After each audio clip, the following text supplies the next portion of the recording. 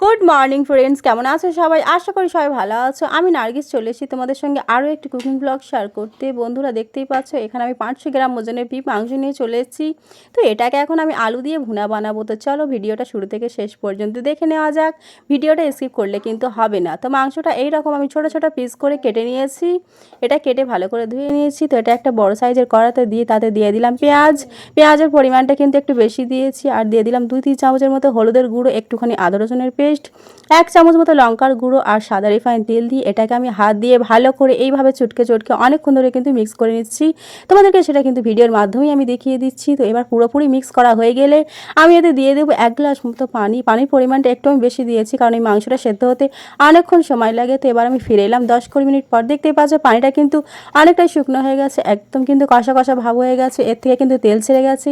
তো পুরোপুরি কষানো হয়ে গেলে আমি এতে দিয়ে দেবো 3-4 পিস কেটে রাখা আলুগুলো সাইজটা কিন্তু আমি একটু বড় রেখেছি যাতে না ঘেটে যায়।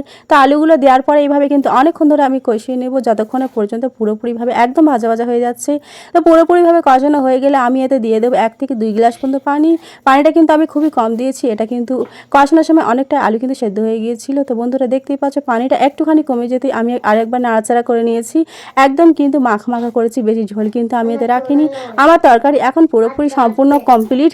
এবার আমি একটা প্লেটে সার্ভ করে তোমাদেরকে দেখিয়ে দিচ্ছি। দেখতেই পাচ্ছ বন্ধুরা কতটা সুস্বাদু হতে পারে সেটা তোমরা ভিডিওর মাধ্যমে দেখে কিন্তু বুঝতে পারছো। তো আমার এই ভিডিওটা পুরোপুরি দেখার জন্য তোমাদেরকে অসংখ্য ধন্যবাদ। তো বন্ধুরা আর দেরি কেন, তোমরা সবাই চলে এসো, তোমরা সকলে মিলে খাবো একসাথে।